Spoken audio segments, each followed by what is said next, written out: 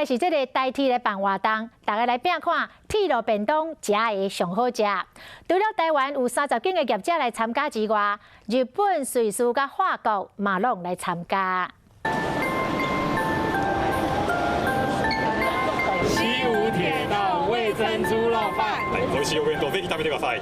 日本东武铁道便当特别的火车造型出现在台北车头大厅，随后铁道的迷众走过来欣赏。4点半门一开我进来，金铲子那个汤匙的造型，我觉得还不错。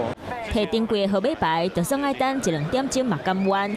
限量200粒便当，民众上准目标买因介意的物件。因为不能出国，所以只好用便当来疗愈自己。世界的にすごくコロナが、蔓延している中で、台湾でこういったその明るいニュース、非常に幸せだと思ってます。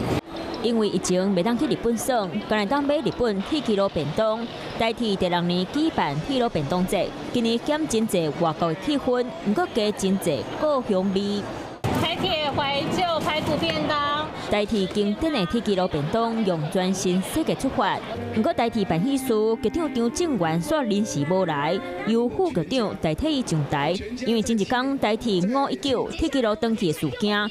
局长张正元拢总9个人互处罚，嘛，互这场喜事敢若无法度办收落力。